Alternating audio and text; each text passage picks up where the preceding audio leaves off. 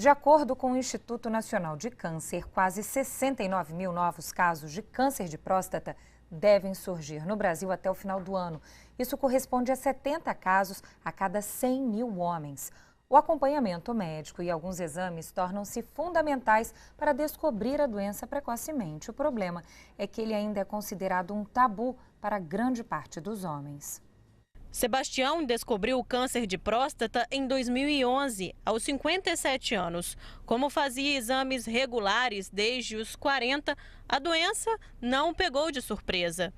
Não foi. Desde os 40 anos que eu venho acompanhando meu PSA, né? E ele vem subindo progressivamente de uma forma lenta, mas cada vez que se fazia de 6 meses o exame, ele subia uma escala, né? E quando chegou uma escala não aceitável, que se partiu já com 56 anos, que se partiu para um exame mais profundo, que foi a biópsia, onde se constatou o câncer de próstata. Em 2012, Sebastião fez uma cirurgia para a retirada da próstata. Como o câncer foi descoberto no início, ele não precisou nem fazer nenhum tipo de tratamento, como rádio ou quimioterapia.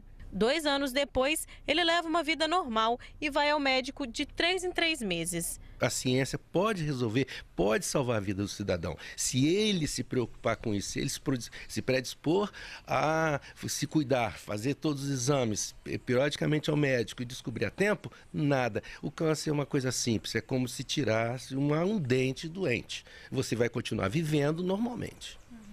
O câncer de próstata é uma das doenças mais comuns no sexo masculino. Geralmente, 1 em cada 6 homens é vítima da doença. O método de descoberta é feito apenas pela medição do PSA e o exame de toque retal. Mas quase metade dos brasileiros nunca nem foi a um médico urologista. E por causa desse diagnóstico tardio, existe uma projeção de que até o fim de 2014, 12 mil homens possam morrer por causa do câncer de próstata. E por causa, muitas vezes, do descuido e até do preconceito. Infelizmente, para o homem é uma situação sempre delicada. Então, devido a isso, o preconceito existe hoje, com certeza. Esse ano eu tenho que ir ainda, mas já fui várias vezes. Para mim é normal. Tem que fazer prevenção do câncer, se não fizer, não for acordar já é tarde. O senhor já foi ao urologista? Urologista? Urologista? Urologista? Isso. É o que? Médico? Isso. É médico de quê? Quantos anos o senhor tem? 54. Nunca fez exame para prevenir o câncer de próstata? Ah, já fiz, já. Já fez. Tem muito tempo. Eu acho que o homem, ele é meio vergonhoso um pouco, sabe? O tabu vai desde a prevenção, com o exame de toque retal, até o tratamento, que pode levar à retirada da próstata, a glândula responsável por produzir o esperma. Para acabar com esses medos, a Sociedade Brasileira de Urologia promove o Novembro Azul, uma campanha em prol do diagnóstico precoce. Exames e tratamentos do câncer de próstata podem ser feitos pelo SUS.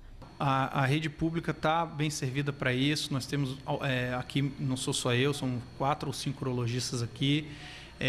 Nós estamos falando de uma prefeitura, nós temos a rede do estado, né, e temos os consultórios próprios, enfim, plano de saúde. Lugar para fazer exame tem e tem bastante. Afinal, melhor mesmo é fazer como o Sebastião, que sempre se cuidou, descobriu o câncer cedo e hoje esbanja a saúde. Todos merecemos e todos devemos nos cuidar. Não tenha medo, não é dolorido, não é desonra, é uma coisa que salva a vida. A vida é muito mais importante, a vida vale mais de qualquer constrangimento. Belo exemplo, né? E depois, então, do mês dedicado ao combate ao câncer de mama, o Outubro Rosa, chegou a vez do Novembro Azul. A iniciativa é para destacar a importância do diagnóstico precoce do câncer de próstata. Para falar sobre isso, eu converso agora com o urologista Jamil Letaif Filho. Boa tarde, bem-vindo aqui ao Hora News. Obrigado, Ana. Boa tarde.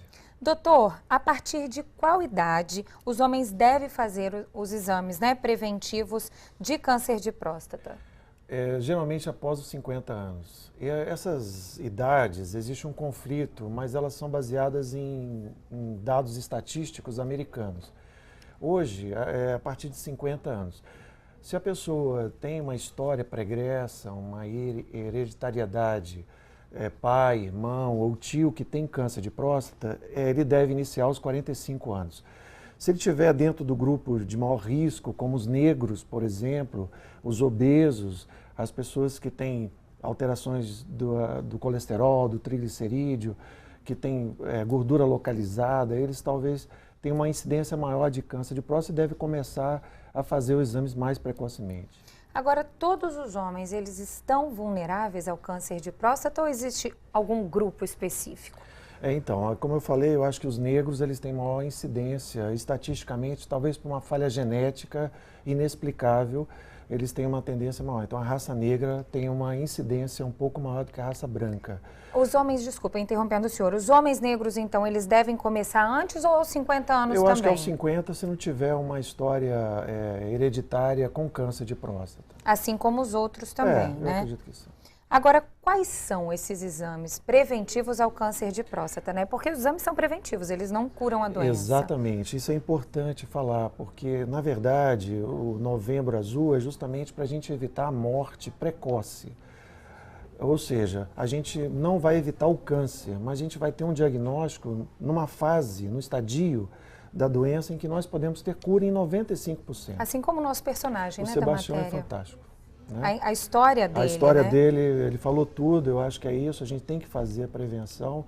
Pena que a nossa população masculina não saiba nem o que é urologista, né? Como nós vimos, que é um médico especializado na parte de cirurgia do aparelho urinário e sexual masculino, né?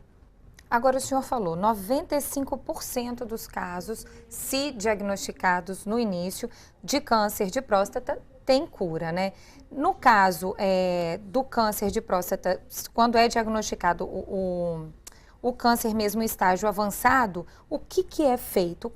O que o médico faz? Porque no início a gente já sabe que resolve o problema, agora em estágio avançado. Então, os exames que são feitos, voltando àquela pergunta, é o PSA e o toque retal, que a gente tem que enfatizar, que é um exame em que o médico, ele, através do ânus, né, ele palpa a próstata e vê a consistência da glândula, o tamanho da glândula. Se tiver um nódulo duro, há uma suspeita de câncer e é feita uma biópsia. Então, o diagnóstico de certeza não é o PSA, porque nós temos 3 doenças básicas da próstata, que é a prostatite, que é a infecção da próstata, a doença benigna da próstata, a hiperplasia benigna da próstata e o câncer. Todas essas 3 patologias que acometem a próstata podem, de uma certa maneira, elevar o PSA. Então, o PSA sozinho, muitas vezes, também não indica. Muito pelo contrário, a grande maioria dos PSAs muito elevados, o paciente não tem câncer. Então, a biópsia é o final e é feito o diagnóstico. No caso de doença avançada, em que o estadio da doença, a gente diagnostica esse tumor, essa neoplasia, está em outro local, que é chamada metástase, fora da próstata, ou seja, em gânglios, ou na região periprostática, ou até em ossos, em fígado, em pulmão. Nesses casos, muitas vezes é feita ou radioterapia ou a quimioterapia associada. Isso, o urologista, através de exames, ele vai avaliar o estadio e escolher o melhor tratamento para esse paciente. Agora, além do tabu com relação ao exame do toque retal, e que deve deixar de ser tabu, né, pela importância do exame, do diagnóstico, tem também aquele receio da impotência, da incontinência. Como é tratado? Como são tratados esses casos?